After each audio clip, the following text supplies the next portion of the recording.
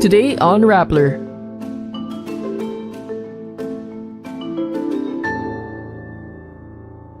Controversial contractor Sara Discaya admits her 9 construction firms joined bids for the same flood control projects. Transportation Secretary Vince Dizon has been named the new head of the Department of Public Works and Highways, replacing Manuel Bonoan. 6 people are hurt due to the collapse of a stage roof built by controversial construction firm High Tone. The Philippines contradicts a Chinese travel advisory, saying it mischaracterizes the situation. And Kathryn Bernardo says collaborating with James Reid for a teleserye does not make them a love team. Controversial contractor Sara Discaya admits that her 9 construction firms on occasions had simultaneously participated in bidding for the same government flood control projects during the Senate probe on flood control projects. Senate President Pro Tempore Jinggoy Estrada asks Discaya about her firms, following a revelation that she owns at least 9 construction companies. Meron bang pagkakataon yung siyam na pag-aari mo ng construction company, meron bang pagkakataon na sila naglalaban sa isang bidding, sa isang kontrata? Discaya initially denies the allegation, but when Estrada said he would request data from the Department of Public Works and Highways, Discaya admitted to it. So minsan naglalaban-laban yun, Siyam? Yes po. Estrada adds this is not a legitimate bidding because all 9 competitors for the contract had the same owner. Senator Erwin Tulfo interjected and said, Ang sagot po dyan, Senate Pro Temp, nagbibiding-bidingan. Meantime, the family of Senator Bongo turned out to be Discaya's business partners from years back. Based on Rappler's research, CLTG Builders owned by Go's father Desiderio entered into a joint venture with Discaya's St. Gerard and bagged 5 infrastructure projects in the Davao region amounting to over 816 million pesos. Transportation Secretary Vince Dizon has been named the new head of the Department of Public Works and Highways, replacing Manuel Bonoan, who stepped down due to issues with flood control projects. Malacanang said on Sunday, August 31, President Ferdinand Marcos Jr. accepted the resignation of Bonoan, who, quote, expressed support for the president's call for accountability, transparency, and reform within the DPWH. Dizon is tasked to conduct a full organizational sweep of the department and ensure that public funds are used solely for infrastructure that truly protects and benefits the Filipino people. DOTR Undersecretary Giovanni Lopez will temporarily lead the Transportation Department. Marcos explains the change in the department leadership a day later. And why Vince Dizon? Because, he seems he's done a very good job at the OTR, and I think he's already set the stage for all of the things that we need to do.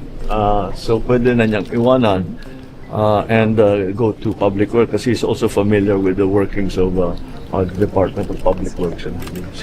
Meantime, Dizon says in a press briefing that he is ordering the courtesy resignation of officials in the Department of Public Works and Highways, from undersecretaries to district engineers. He adds he will also impose a lifetime blacklisting on contractors who worked on ghost or substandard projects.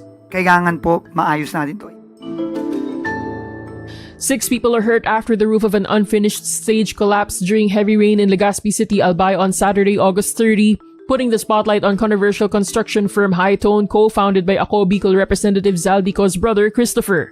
The victims had sought shelter from the rain under the structure when the collapse occurred around 5:50 p.m. The stage is part of the overall rehabilitation of Penaranda Park funded by the national government through the Department of Public Works and Highways, or DPWH. The 95.8 million peso project has not yet been turned over to the provincial government. High Tone Construction, co-founded by former lawmaker Christopher Co, brother of Ako Bicol Representative Zaldico, ranks 9th among the country's 15 biggest flood control contractors, now facing a Senate Blue Ribbon inquiry. The Department of Foreign Affairs, or DFA, contradicts a travel advisory from China to its nationals, saying, quote, public security in the Philippines has been worsening with increasing crimes targeting Chinese nationals. The DFA counters China's warning mischaracterizes the situation in the Philippines. China's Ministry of Foreign Affairs and the Chinese Embassy in Manila remind its nationals in the Philippines to closely monitor local security, exercise increased caution, strengthen self-protection measures, avoid high-risk areas, and ensure personal and property safety.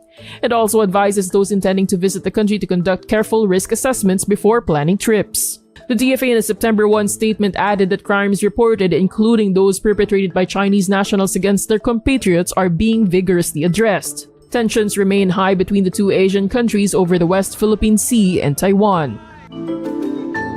Actress Kathryn Bernardo describes her upcoming collaboration with James Reid as a partnership and not a love team as she returns to primetime television for the first time in 3 years. The Dreamscape Entertainment project marks the first collaboration between Bernardo and Reid, who both became famous as part of their respective love teams in the past. Bernardo told reporters, quote, "I'm glad because everyone's excited. It's been a long time since my last TV series and also with James." The 29-year-old Bernardo last appeared in a TV series in the 2022 ABS-CBN rom-com Too Good to Be True, which was also her final project with former love team partner and ex-boyfriend Daniel Padilla. Known together as Kathniel, Bernardo and Padilla confirmed their breakup in 2023. Meantime, Reid's last TV series was the 2016 to 2017 ABS-CBN rom-com Till I Met You, where he starred alongside former love team partner and ex-girlfriend Nadine Lustre. Their final project together was the 2018 romantic drama film Never Not Love You, after which Reid shifted his focus to his music career. Bernardo says it took plenty of story pitches before she agreed to do the upcoming TV series. And that's today's wrap. I'm Julian Cirineo. Thank you for watching. Click the link below for the full story. Follow us on Rappler's YouTube, Facebook, X, Instagram, and TikTok.